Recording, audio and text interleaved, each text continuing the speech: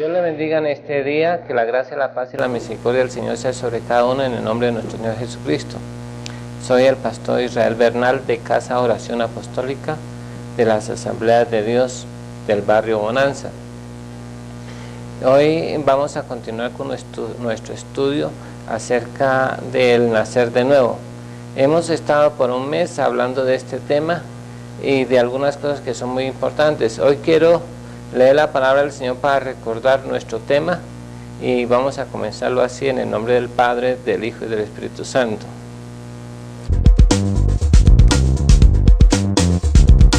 Había un hombre de los fariseos que se llamaba Nicodemo, un principal entre los judíos. Este vino a Jesús de noche y le dijo: Rabí, sabemos que has venido de Dios como maestro, porque nadie puede hacer estas señales que tú haces si no está Dios con él. Respondió Jesús y le dijo: de cierto te digo, que el que no naciere de nuevo no puede ver el reino de Dios. Nicodemo le dijo: ¿cómo puede un hombre nacer siendo viejo? ¿Puede acaso entrar por segunda vez en el vientre de su madre y nacer? Respondió Jesús: de cierto te digo que el que no naciere de agua y del Espíritu no puede entrar en el reino de Dios. Lo que es nacido de la carne, carne es, y lo que es nacido del Espíritu, Espíritu es. No te maravilles de que te dije: os es necesario nacer de nuevo. El viento sopla de donde quiere, y oye su sonido, mas ni sabes de dónde viene ni a dónde va. Así es todo aquel que es nacido del Espíritu. Respondió Nicodemo y le dijo: ¿cómo puede hacerse esto? Respondió Jesús y le dijo: ¿eres tú maestro de Israel y no sabes esto? De cierto te digo que lo que sabemos hablamos, y lo que hemos visto testificamos, y no recibís nuestro testimonio. Si os he dicho cosas terrenales y no creéis, ¿cómo creeréis si os dijere las celestiales? Nadie subió al cielo sino el que descendió del cielo, el Hijo del Hombre que está en el cielo. Y como Moisés levantó la serpiente en el desierto, así es necesario que el Hijo del Hombre sea levantado, para que todo aquel que en él cree no se pierda, mas tenga vida eterna. Porque de tal manera amó Dios al mundo, que ha dado a su Hijo unigénito, para que todo aquel que en él cree no se pierda, mas tenga vida eterna. Porque no envió Dios a su Hijo al mundo para condenar al mundo, sino para que el mundo sea salvo por él. El que en él cree no es condenado, pero el que no cree ya ha sido condenado, porque no ha creído en el nombre del unigénito Hijo de Dios. Y esta es la condenación, que la luz vino al mundo, y los hombres amaron más las tinieblas que la luz, porque sus obras eran malas.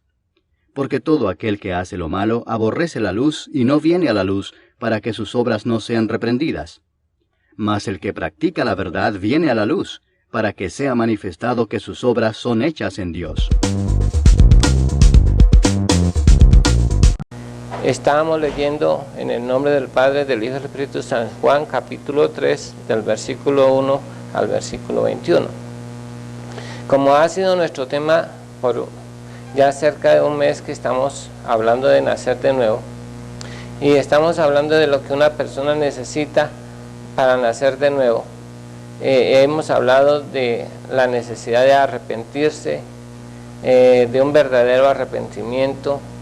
Es necesario que la persona crea en la existencia real del cielo, tanto así como los del infierno, y también que conozca a Jesús, el Hijo de la Virgen María, y también el Hijo de Dios. Hoy vamos a hablar un poquito y a recordar un poquito, porque ya hace rato no hablamos de ello, pero en este capítulo dice: de tal manera amó Dios al mundo que ha dado a su Hijo, para que todo el que en él cree no se pierda, mas tenga vida eterna. En los pasados programas nosotros vimos acerca de Jesús. Hoy quiero hablar acerca también de Jesús y de lo que Él hizo para salvarnos y para recuperar todo lo que se había perdido. Por eso hoy en el capítulo 53 encontramos que Jesús vino a morir para darnos a nosotros vida. Vino para condenarse para que nosotros fuéramos salvos.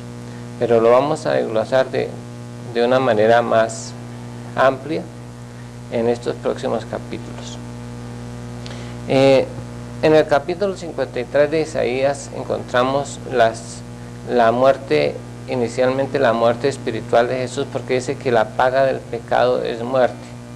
Recordemos a Adán, que cuando pecó delante de Dios, al comer del árbol que Dios le había dicho que no comiese, el primer resultado de la muerte fue que él se separó de Dios y tuvo miedo de Dios y se escondió de la presencia de Dios. La Escritura dice que esto es la muerte espiritual. Pero Jesús, para restaurar esa comunión, eso que se había perdido en el huerto del Edén por causa del pecado, porque el pecado hace separación entre Dios y los hombres, vino Jesús y también tuvo que padecer estar lejos y separado de Dios. Por ahora en Isaías 53 lo encontramos a Jesús en el momento que es desechado por el Padre y desechado también por los hombres. Lo encontramos allí en el huerto de Getsemaní, cuando dice que estaba orando y que su sudor era como grandes gotas de sangre. Después de que Judas le da el beso, ahí Jesús es entregado en manos de hombres para hacer de él lo que le hicieron. Recordemos que está en el huerto de Getsemaní y Judas viene y lo entrega. En ese momento Dios carga el pecado de todos nosotros, aunque Él nunca cometió pecado ni hizo pecado, se hizo pecador por nosotros sin serlo, ocupando el lugar que le correspondía a usted y a mí como pecadores, para llevar el castigo de nuestros pecados. En ese momento Dios se separa de Él, y dice que vinieron y lo llevaron ante Caifás, ante Anás y Poncio Pilato, luego a Herodes y luego lo devolvieron a Pilato. Pero él ya estaba separado de Dios porque Dios había cargado el pecado de todos nosotros. Recordemos que todo el pecado en el Antiguo Testamento estaba siendo acumulado. Pablo dice que sin derramamiento de sangre no se hace remisión del pecado. No sabemos en qué lugar estaba amontonado todos los pecados de todos los hombres, pero en un momento dado, en ese dice que Dios cargó sobre Jesús el pecado de todos nosotros, y eso hace que Jesús quede separado del Padre. Por eso en la cruz dice: Dios mío, ¿por qué me has desamparado? Al igual que en el Salmo 22, que dice exactamente las mismas palabras en el versículo 1. Allí, al quedar separado de Dios totalmente, abandonado por Dios, se siente angustiado, afligido, triste, despreciado, desechado, y aún dice la Biblia que su alma estaba muy triste y triste hasta la muerte, porque esos son los síntomas de una persona que está separada de Dios. Así también, si nosotros vamos a leer en el libro de Isaías, encontramos esas características en Jesús, en el sacrificio que Él tuvo que hacer por nosotros. Lo voy a leer para que nosotros lo tengamos en cuenta. Dice aquí que mi siervo será prosperado y será engrandecido y exaltado y será puesto en alto. Como se asombraban de ti muchos, de tal manera fue de figurar a los hombres su parecer y su hermosura, más que la de los hijos de los hombres. Así asombrará a muchas naciones, y los reyes cerrarán ante la boca, porque verán lo que nunca le fue contado y entenderán lo que jamás habían oído. ¿Quién ha creído a nuestro anuncio y sobre quién se ha manifestado el brazo de Jehová? Subirá cual renuevo delante de él y como raíz de tierra seca. No hay parecer en él ni hermosura. Le veremos más inatractivo para que le seguimos. Despreciado y desechado entre los hombres, varón de dolores, experimentado en quebranto, como escondimos de él el rostro, fue menospreciado y no lo estimamos. Ciertamente llevó él nuestras enfermedades y sufrió nuestros dolores, y como que escondimos de él el rostro, fue menospreciado y no lo estimamos. Ciertamente llevó él nuestras enfermedades y sufrió nuestros dolores, y nosotros le tuvimos por azotado, por herido de Dios y abatido. Mas el herido fue por nuestras rebeliones y molido por nuestros pecados, y el castigo de nuestra paz fue sobre él, y por su llaga nosotros fuimos curados. Aquí encontramos también otras palabras como angustiado y afligido, y no abrió su boca, como cordero fue llevado al matadero. Cada una de estas palabras se ve que estaba lejos y separado del Padre. Creo que esto es lo más difícil de todo el castigo que tuvo que llevar a Jesús por causa de nuestros pecados, estar lejos y separado del Padre por 4 días y 4 noches, comenzando el día miércoles hasta el día sábado.